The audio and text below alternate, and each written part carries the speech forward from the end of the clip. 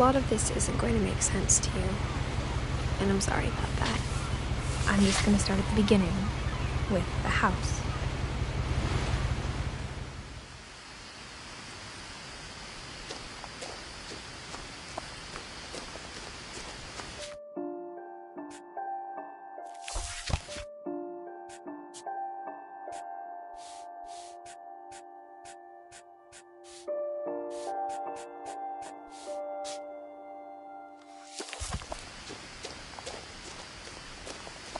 I lived here until I was 11, but I wasn't allowed inside half the rooms.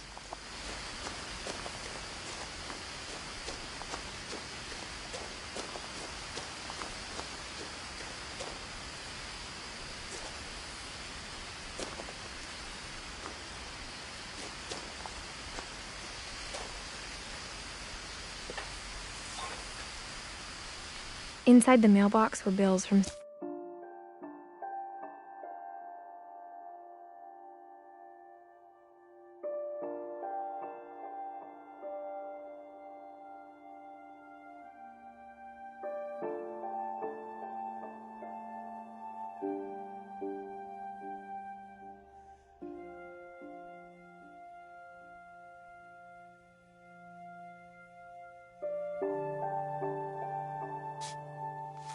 seven years ago, marked urgent, open immediately.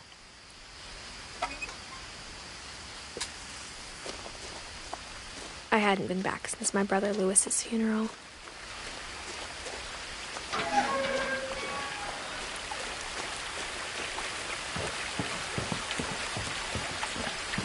In her will, my mother left me a key, but didn't tell me what it unlocked. Maybe she thought I'd know. Or she thought that the mystery would be enough to bring me back.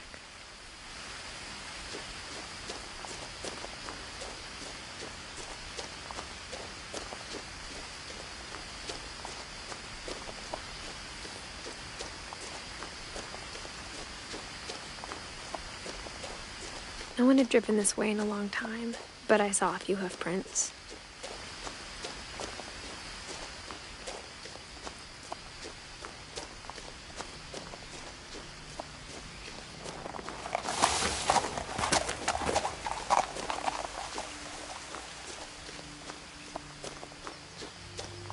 The truth is, even after I inherited the house, I never thought I'd come back to it. But now I had questions about my family that only the house knew the answers to. The house was exactly like I remembered it, the way I'd been dreaming about it.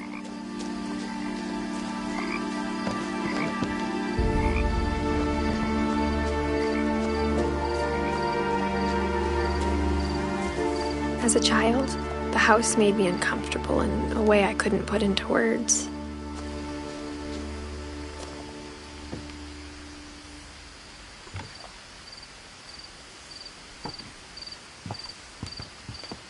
Now, as a 17-year-old, I knew exactly what those words were. I was afraid of the house.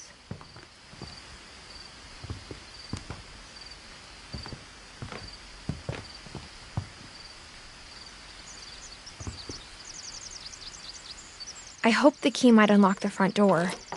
It didn't.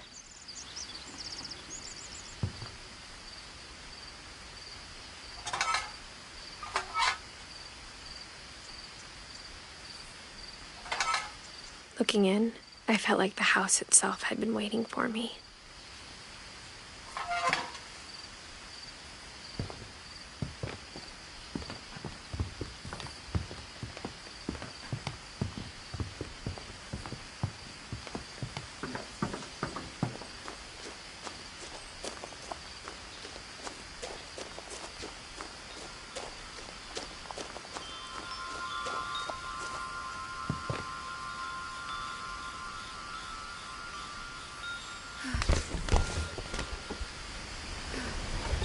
Crawling through the doggy door used to be a lot easier when I was 11.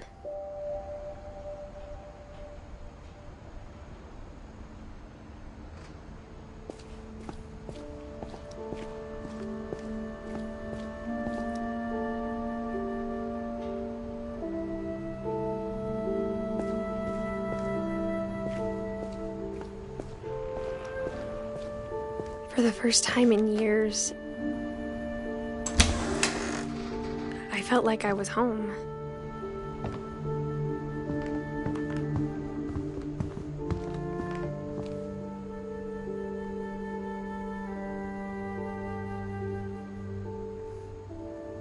Nothing in the house looked abnormal. There was just too much of it, like a smile with too many teeth. A lot of things got left behind in the whirlwind of that last night.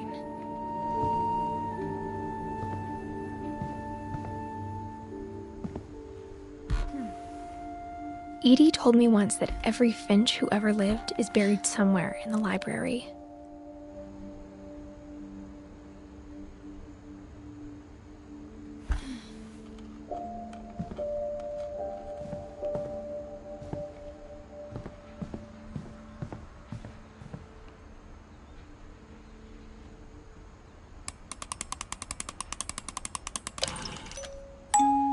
Great-Grandpa Sven built a music box for Barbara, along with the rest of the house.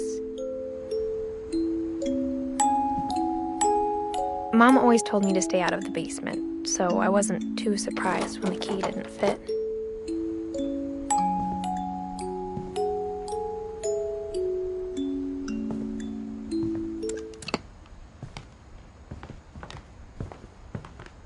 Even the fireplace had a story. Edie told me the bricks came from the original house, after it sank.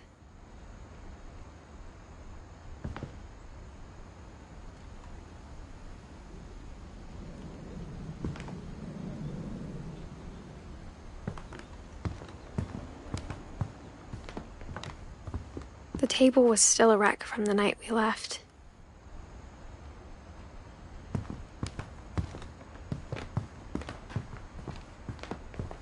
My mom was the only one of us who could imagine Great-Grandma Edie living in a nursing home. It was like a bomb had gone off, killing everyone but sparing the furniture.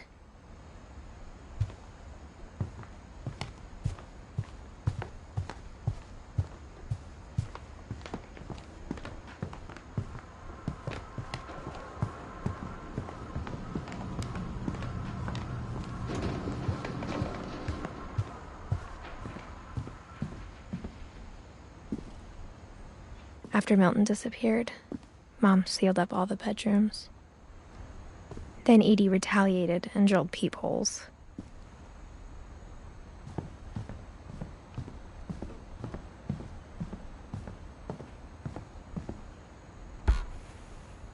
My Grandpa Sam spent 7 years sharing a room with his dead brother, Calvin.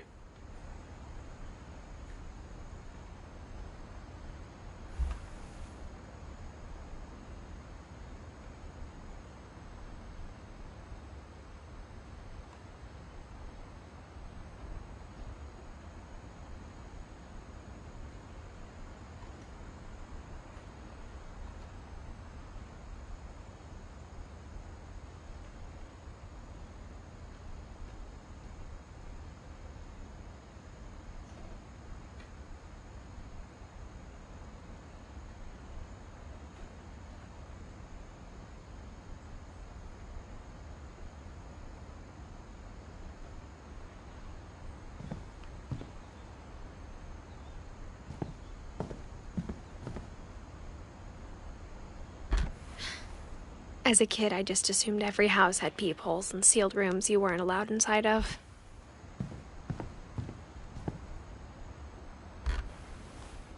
The last time I was in Edith Sr.'s room, I was 10 and she was painting my portrait.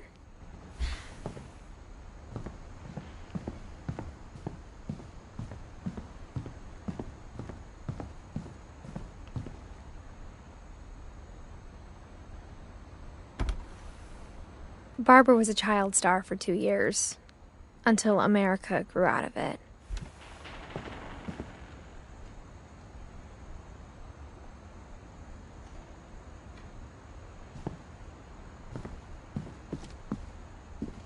Mom must have locked the third floor stairs on the night we left.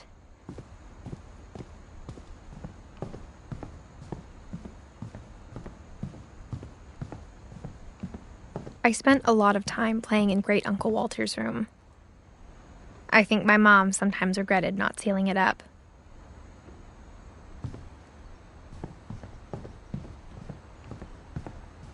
Louis told me there were secret passages, but I never believed him.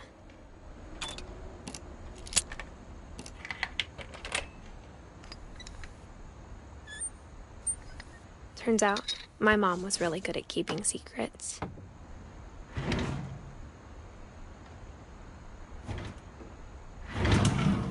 Now it was time to find out what my mom had been afraid of.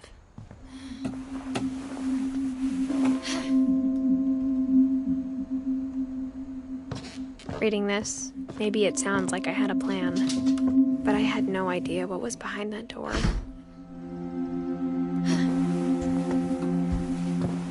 Just like I had no idea where all this was gonna lead.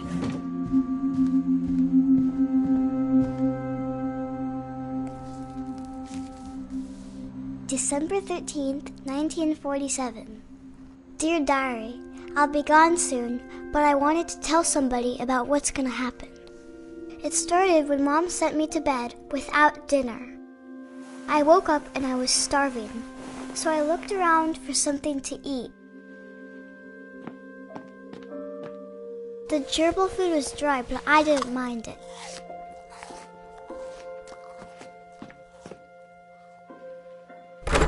Mom, can I come out now? Sweetheart, it's late. Go to sleep.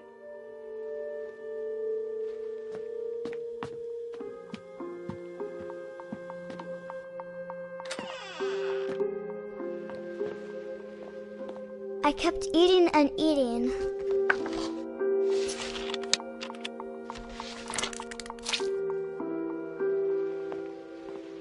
I ate a lot of things that night.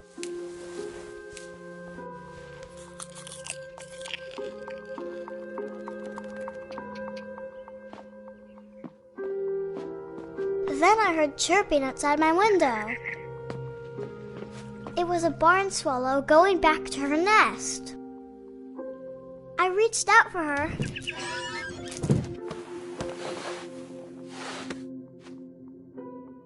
And suddenly, I was a cat.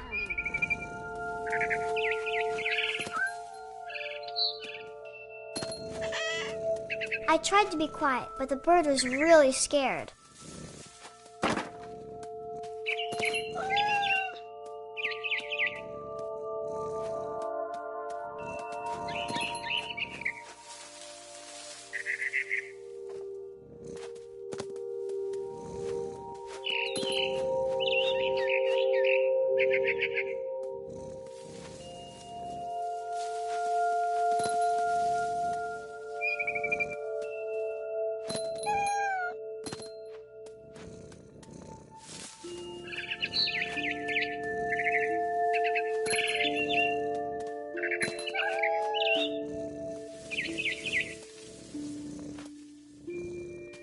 I jumped and I almost got her.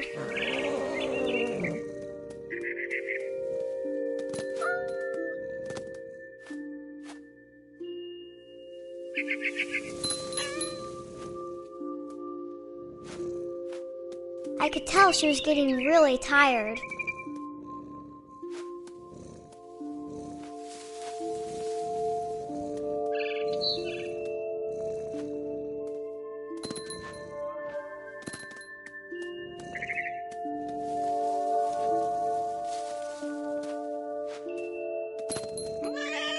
Now I was up in the big tree. I promised Dad I wouldn't climb it anymore. All I cared about was eating that mama bird.